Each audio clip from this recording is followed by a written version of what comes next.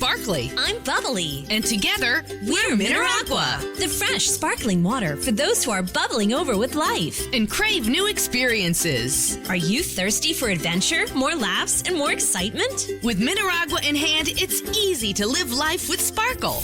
Just look for the glass bottles with tiny bubbles wrapped in blue. And you'll taste and feel the difference of Mineragua sparkling water. Mineragua, get your fizz. This is the men's room.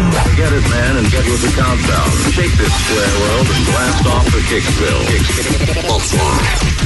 The trippers, the grasshoppers, the hip ones, all gathered in secrecy and flying high as a kite. You're listening to the men's room with Miles and Thrill. Fire up the grill. You're going to be hungry after this one. Welcome to our friends at 98.5 K-Fox, the South Bay's classic rock, in San Jose, jumping on also 98.9 The Rock, Kansas City's rock station, and our friends in Kentucky at Z-Rock 103 in Lexington. Big show for you today as the Drunken Charge Ryan Castle coming in to sit and spin. And based on platinum albums, today we get the 10 best-selling artists of all times. And Ryan explained to me that sometimes you can have a platinum album. Like, look, and I said, well, if you only have 3 albums. Like Boston. Right, okay. It turns out that was completely wrong.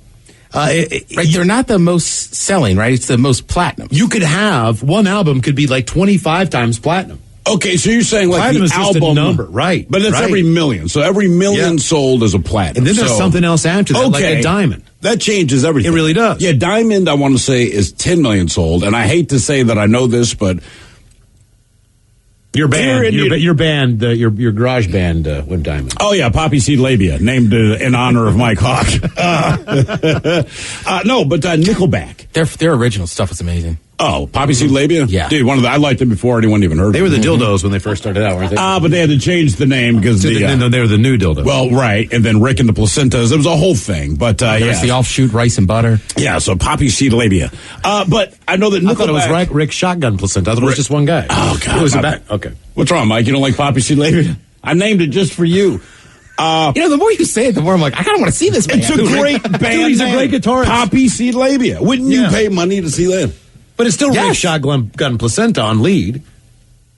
Still the same guy, just different band name. Well, it's like anything, as long as the original guy's there. But Nickelback, they got diamond because they sold 10 million copies. The other reason I bring it up is, in spite of every time they put out an album and they sell billions of these freaking things, everyone said, I don't like Nickelback. I can't. They're the worst band ever. I'm like, dude, somebody's buying these freaking records because they sell like 10 million every time they do it. 10 best-selling artists of all time coming up with Sit and Spin. Also, what you don't need to know, the Breaking the Law edition. We'll find out how many times you've actually broken the law. Probably most of these within the past year or so. Profile this coming up, and we'll drink and tell us with the shot of the day. We have a bunch of stories today of things that landed on people, and most of the time it's ending up being animals. The first story happened up in Alaska where a guy shot a bear. It was above him. Rocks were dislodged as the animal began to roll down the hill. Not only did the rocks hit the hunter, the bear also landed on him and killed him. Then we have the story about the elephant that trampled a tourist to death in Zimbabwe.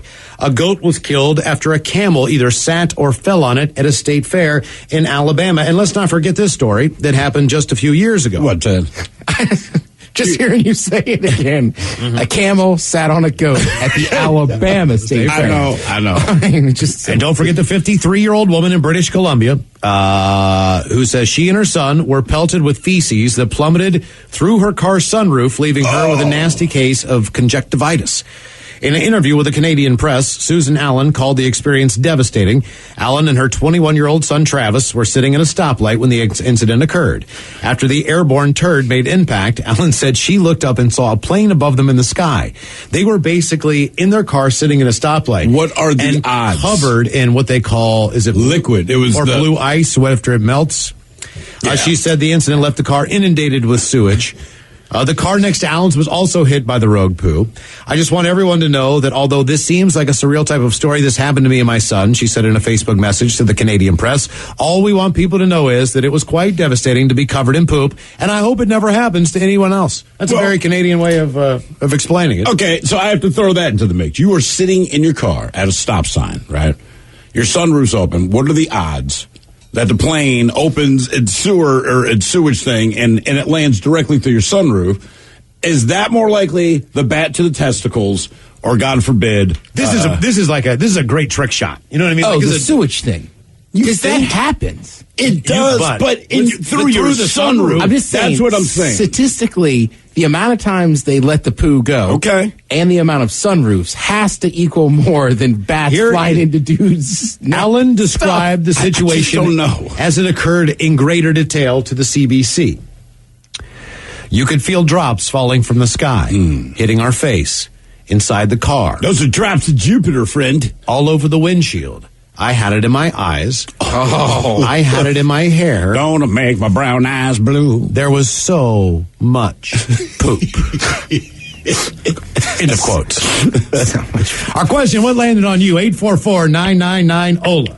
Hello, Tim. Welcome to the men's room. Hola. Hola. So when I was about 8 or 9, we went down to the San Diego Zoo. Went at completely the wrong time. What is the wrong time to go to the San Diego Zoo? Everyone knows, but you obviously. Half the enclosures were closed. Okay. Because something was going around the zoo, and there were so many animals that were sick. Probably herpes. Well, we got to the monkey enclosure, and it was right about the time that they're feeding them. And back then, they would come out and they would give bananas to the kids that you could throw to the monkeys, because it's about time for them to eat anyways. So I step up, and I'm about to throw the banana out to this monkey. And it's like 10 feet away. Okay. And just projectile vomits all over my mom. All over your mom. Oh, yeah. She was covered. So the projectile vomit was at least 10 feet, huh? Oh, yeah. That's impressive. How big is this monkey? It was a chimp. Oh, okay. I've only seen someone projectile vomit once. It is an impressive sight. It is, but I feel better when it's a human and not, say, a chimpanzee. It was a mouth blow. It was one of those, like, you know... Right. Oh, yeah. They immediately escorted her into, like, the employees-only area, had her take a shower. They gave her clothes from the souvenir shop to go home in. So please advertise our zoo. Here's our mom. After our chimpanzee vomited on you. She's got a wolf howling to the moon there. That'll get them every time. Yeah, here's your free San Diego Zoo hat. Right. How bad did it stink? Oh, yeah. I've worked with raw sewage, and that smelt better. Okay. Really? I do remember, like, as a kid growing up, I don't know what it was, but the guy who would come on The Late Show, I think it was Carson at the time, or Jack Hanna? Yeah, wasn't he from the San Diego Zoo? Wasn't that like one of the more reputable? Familiar. Yeah, that was like the main zoo. Right, exactly. Yeah, but why is that? Why you always hear the San Diego Zoo, but why is that? But he was like the expert from that, and he had like they had all these different animals. So I always just assumed in my own kid state that the pinnacle of zoos was the San Diego Zoo. That's what I've always believed. That's all you ever hear, man. Yeah. I don't know. What landed on you? 844-999-OLA. You're right, though. I always thought that was the huge zoo, too. But I grew up with a great zoo. Just kind of the National Zoo. Yeah, man. The thing I remember most about the National Zoo in Washington, D.C., it's a fantastic zoo. You get in free, all this stuff. But there's this one squirrel that will eat Cheetos. And I know you're surrounded by bears and lions and all this stuff, but there's this little walkway with a bench. And the one thing that everybody wanted to see was a squirrel. That's not really part of the zoo. It just lives in a freaking tree at the zoo. But this squirrel come out and tourists would just feed it Cheetos basically until they got fat and died. DC also has a zoo with like wild animals from Africa and stuff too that you can go check out, which is pretty cool. What landed on you? 844-999-OLA. I will say it was a big day when they got the cheetahs. The cheetahs? I thought the pandas. That sounds inhumane. Well, they've had pandas the whole time. Wait, didn't they make like a big deal out of this? Like China was giving up. I thought it was the National Zoo. Like, hey man, because believe it or not, this is a true statement. A panda bear anywhere on this earth is considered the territory of China. I don't know how that happens, but that's a truth. I mean, they always had when I was a kid, they had at least one panda because you'd go down and watch them eat. So when do they get the cheetahs? They got the cheetahs when I was like a teenager. Really? Yeah. I'm telling you, it was a huge deal. When a bald eagle flies into Canada, are you telling me it's Canadian? Basically, cheetahs showed up because we had to get rid of the polar bears. The summers were too hot. For real? That's I swear to God. There was a polar bear, but when I was a kid, it was always like, Mom, what's wrong with the polar bear? And it's like, he's a polar bear. It's 98 degrees outside. Exactly right. And he's covered in fat. Yeah. That's what's wrong with him. He's upset. Hello, Dane. Welcome to the men's room. Hey, guys. Hola. So I work at a uniform cleaning company down in Puyallup. And what I usually do with dirty clothes and towels and whatnot, and I was dealing with the towels at the time, and I take them from one big bag to another. And when I was going to throw the bag over into another bigger bag, the bag spilled open, and a whole bunch of maggots came out with the dirty towels all over me. All over you? Yeah, all over me. Oh, how bad was the smell? Because if there's maggots, man, something's rotten in there. It was definitely rotten, I'll give you that. What do you think happened? Food? Yeah, Just food clean up and it just sat too long? You missed a bag for a week? Outside for a good 3 days or so. All right. And when you say all over you, I mean, you talking head to toe all over you, or did it hit starting at the chest? It started at my chest and went just down from there. Okay, but see, that's a game changer. When your head is not involved in that kind of thing, you feel at least a little better.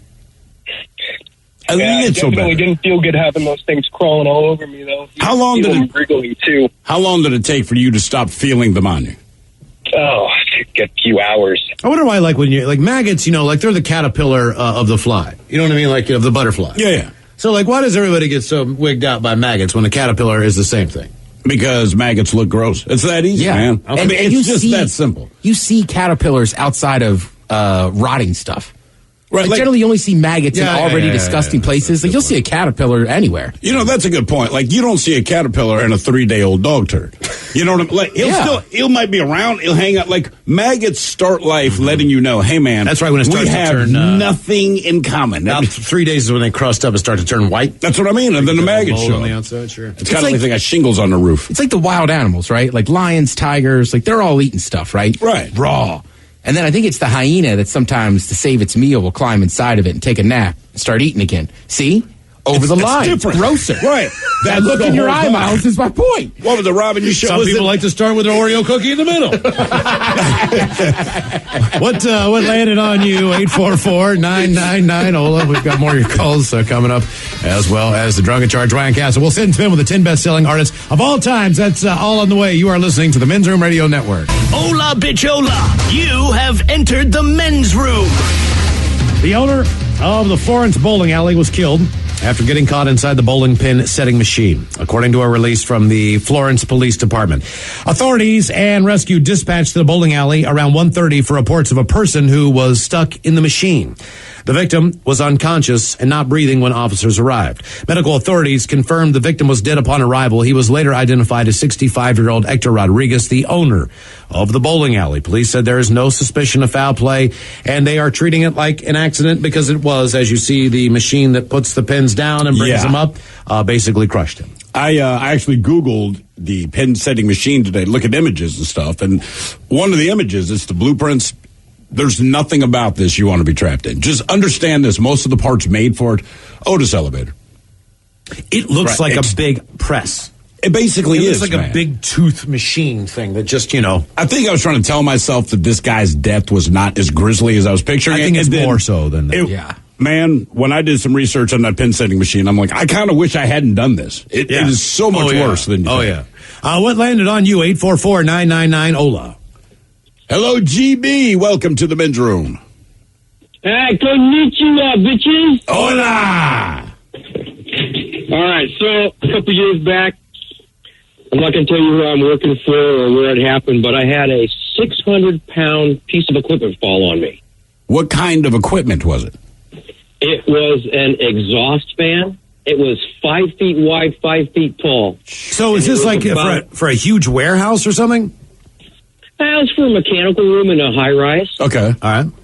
And how did it fall on you? They exhaust all the air. They exhaust all the air in a common shaft, and it goes out this fan. So, long story short, old one failed. Hanging the new one. It was about 24 inches off the ground. The hoisting rigging failed. This thing came down, landed on me, broke 3 vertebrae in my lower back, fractured my left scapula, my left clavicle, and broke my left ankle. How old were you when this happened? It was just 3 years ago. I was 57. Okay. Oh, damn. So how bad is the damage now? Like, I mean, can you still feel it? Like, if it's going to rain when you get up in the morning? Cold weather actually affects it. People say that's bogus, but it's not. It's very achy when I walk in the cold weather. I'm going to have permanent lower back damage for the rest of my life. This is perfect. It sounds like you have been briefed by an attorney. Keep going. Yeah, it really does. Continue with your prepared statement. Yes, I have a prepared statement for him. Yes, yeah, I bet you do. Yeah, no, that's about it, man. They called the fire department, and I was in a mechanical room. They had to put me on one of them, strap me down to a litter, and they had to turn me sideways to get me through the door because it was too wide. So all right, let me ask you this: to that. Who was technically at fault? You know what? I'm not going to answer that question. Okay, so I'm guessing it's still pending. Oh, I see. I'm guessing that is still pending. Understood. Good call. Were you conscious? Investigation. Were you conscious the whole time? The whole time. It didn't knock me out. I'm a tough little buzzard, man. Wouldn't you have rather been unconscious? I mean, it's like I'm a tough dude, but on the other hand, I'd be like, this is a perfect time to faint, so I don't feel a 600-pound exhaust fan laying on me. You could either take it either way, guys. I would much rather be conscious because then I would be able to. Because when the fire department showed up, I told them everything that was wrong with me. I did EMS services in Alaska for 8.5 years. So I told them that I possibly broke my back, broke my ankle, my shoulder was messed up. So they were pretty nice about it.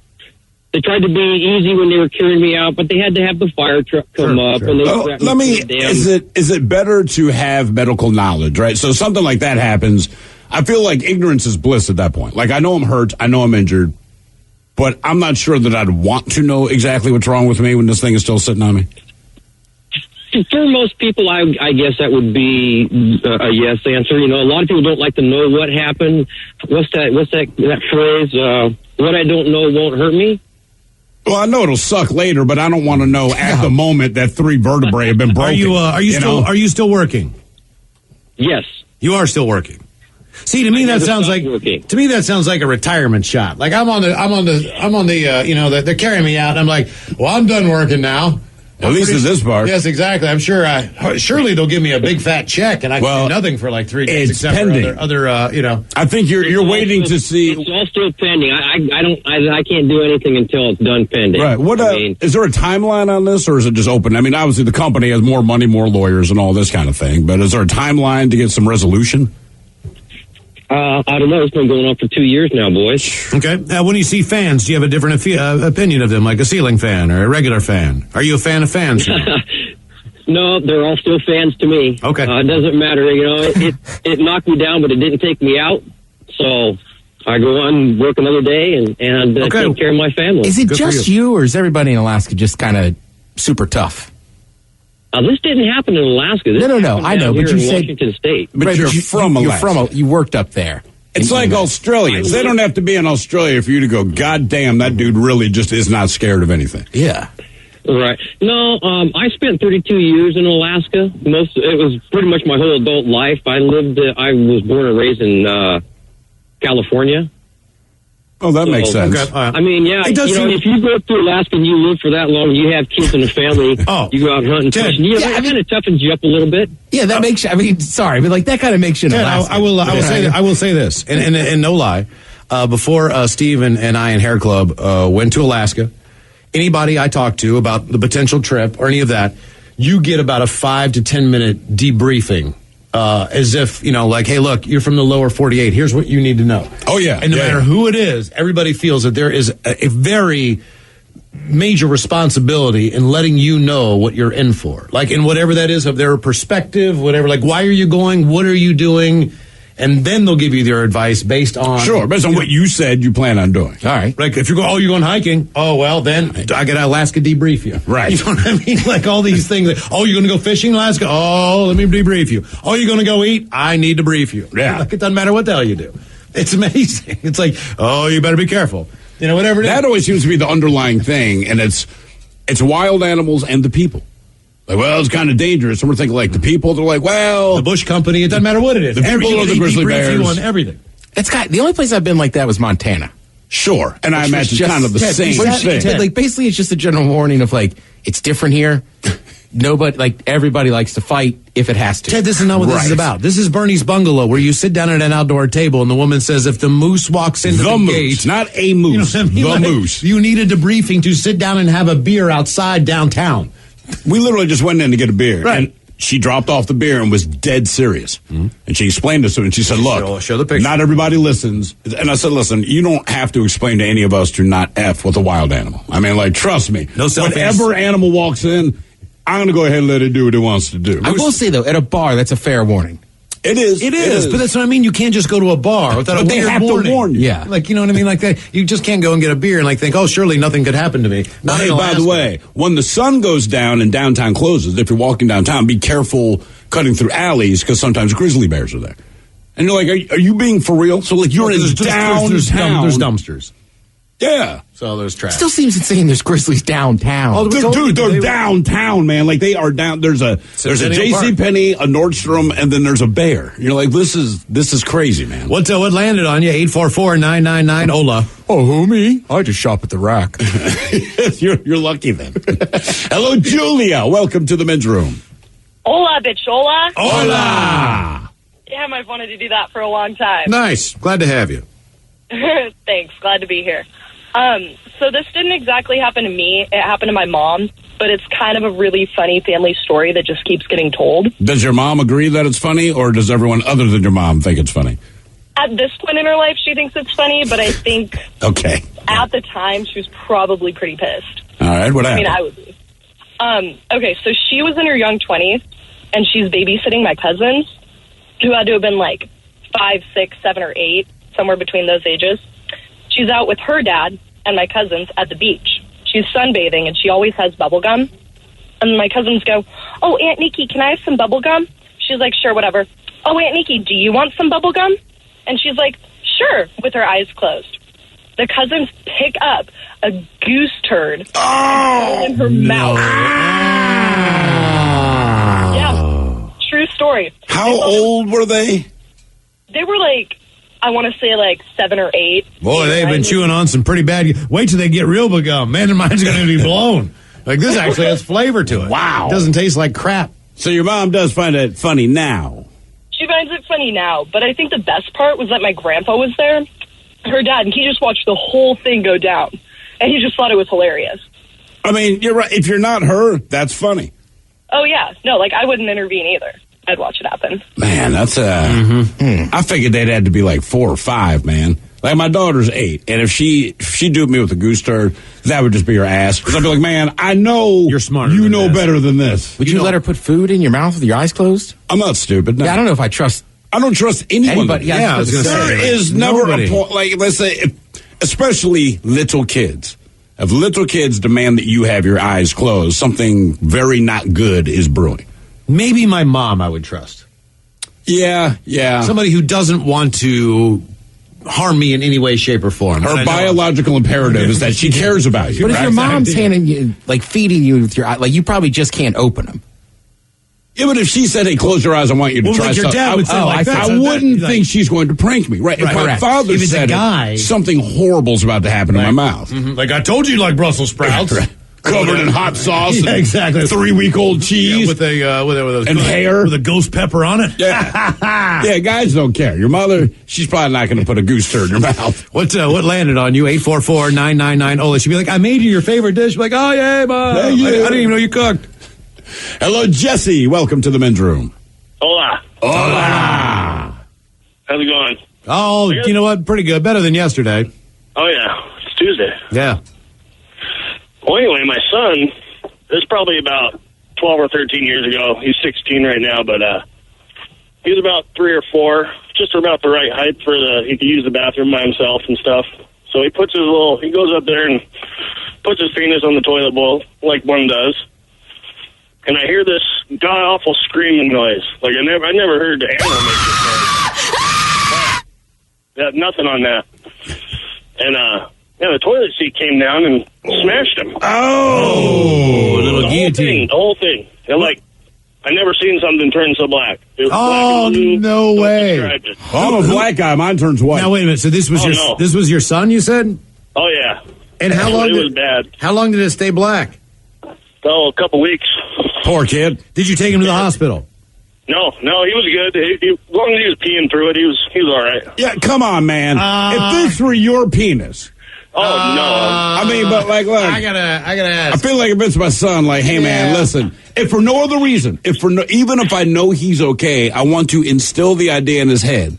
If anything goes wrong with your penis, right, go see a doctor, if it's man. black for like 2 weeks, you know what I mean? Like, I'd be afraid like it would get gangrene and just fall off. Right. It looked like it was going to fall off. That's what, see, that's So why did you take him to the doctor? Just so you could get just like a confirmation that it will be okay in a couple weeks, just so you know. And sorry this is going to cost you $100, but your son will be able to keep his penis. His grandmother's an OR, she was an OR surgeon. Oh, I'm sure that was great for him. Granny's going to take a look at your pee-pee, honey. Don't worry about it. Yeah, he don't even remember. That's probably good. Yeah, it's traumatic. Everyone else in the family does, though. It's horrible. Now, normally with a toilet seat, it's got those little knobbies that kind of raises it up a little bit, right? If your penis is shaped like Scotch tape. Dude, mine is flat. What? Oh, really? There's no little, like... Either way, your penis is bigger than that little gap. I don't even know why they have that gap, man. I'm telling you. Well, that's like a quarter inch. How would you describe the scream? Oh man, I don't even. It was high pitched. It wasn't even like a scream. It was just like a shriek. Like, I don't know. How long did he cry for? Not that long, 10 minutes or so. Really? Was it the whole package or just the twig? No, just the twig. Okay, thank God, because things could have gotten much worse. So you had a black penis and white berries, huh? Oh man, it was horrible. That's ebony and ivory.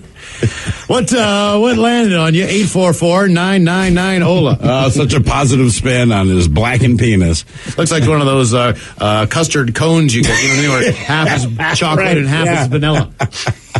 That had to look like very strange. Like a soft serve cone, you know? Hey, son, come here. Show him your penis and your testicles. It's hilarious.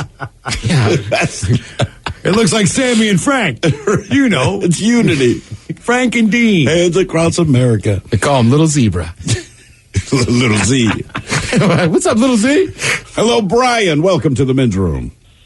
Hola. Hola. So I heard you guys talking about my world-famous San Diego Zoo. And I used to work back there in the day. I drove the tour bus around, this big double-decker tour bus. Okay, now wait. Why is the San Diego Zoo so famous? Is it just famous for being famous like Kim Kardashian, or is there some specific reason? No, I think it has to do. It was one of the first zoos to actually like create these ecosystems. Okay, the all right. Okay, I got you. That's pretty significant. So they weren't in a cage. Yeah, okay. Yeah, and they do a lot of research. They were kind of the first ones. Joan Embry used to come on with Johnny Carson all the time, All right. bring all Joan the animals. Embry. That was the guy. Okay. Yeah. So anyways, I'm driving my bus one day, and I go up onto where the rhinos and the elephants are, and I pull up next to the rhino exhibit, and I try to center the bus as well as possible. I'm looking forward, not paying attention, and when I turn back around, I hear this scream, and I looked, and the rhino has basically backed up to the edge of the exhibit, lifted his tail, and projectiled all over the bus. Now, wait, are the windows open when this happens? It's a completely open bus. Ow! Regular. Now, do they do the thing like a hippopotamus where they swirl the tail around and they just blow it out like a helicopter? Basically, the tail goes straight up, and you can just see muscles starting to work, and you know it's time to move. Okay. But how long do you have? All right. The tail goes up. I see the muscles clenching. Do I get like 3 Mississippi before I got to take cover? Or how long do I get? I would say if you see that tail go up, move. Yeah, that's what I was going to say. On a horse, you've got about a second. Sure. And you can see that. You can see the eye of the hurricane. Like you see it begin to open. You know what I mean? Exactly. You really do. It's kind of like Stargate, right? And then it opens into this big hole, and then and that's when you got no time. Time stands still. Yeah, it really does. You just look, and it's like looking at a solar eclipse. It's like a star. It's like a star that turns into a black hole, right before your eyes. Right, it does, and then it just you're like, oh no, and then you realize like how wide it's going to be when it comes out, especially number one. Number the P is it's like a garden hose. I just think any of those animals that big, like if their butt's facing you, move. I agree. I don't gotta wait to see the tail movement. So what do you do after everyone on a double-decker tour bus is now covered in rhino poop? I mean, do you just drive on? Like, where do you drive them to? You can't just drive them back to where you picked them up, right? Exactly. No, you take them back, and you have people from or hospitality or something meet the bus. But it's like SeaWorld. It's the splash zone. Yeah, they're not blowing into those little duck calls anymore. I don't know if you call it the splash zone. I mean, SeaWorld's just water. The splat zone. God damn, man. What of all the animals there, man, since you're driving this bus around? Because one thing, you go to the zoo, and it always seems like it's going to be a really good idea until you actually get there and you remember all the different smells that hit you. And the two enclosures that I find smell to are elephants, which I get. You're big, and you got big business going on. And freaking gorillas, man. I don't know. These goddamn vegetarian poops they're laying out are awful, man. So in your experience, what animal smells the worst? Well, unfortunately, my experience is a little different because before I drove the bus, I actually used to clean some of the cages of some of the monkeys and feed them. And that was not a pretty sight. So I'd have to go with the primates. I will say this from my personal experience of living near a zoo, and there's a couple trails that I run.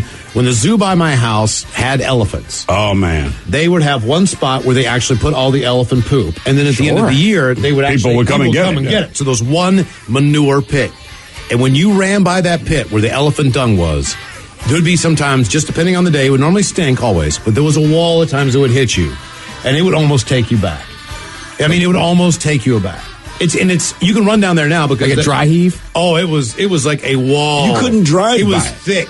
I mean, people would say it's like somebody slapped you in the face. You're like, oh crap! They would say, well, where are they keeping it? I'm like, we just drove by it, man. You can't not smell it. And then there's this massive pile of S. And then they took that elephant and they sent it to Oklahoma City where they killed it.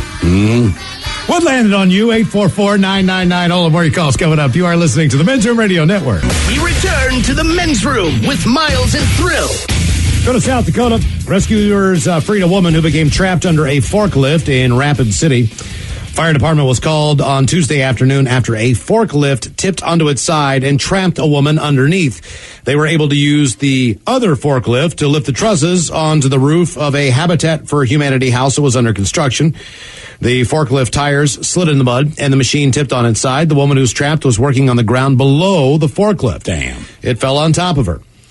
Rescuers freed the woman after about 30 minutes. She remained conscious and was talking to medical personnel throughout the rescue. But she was taken to the hospital with serious injuries. No one else was hurt. Our question, what landed on you? 844-999-OLA.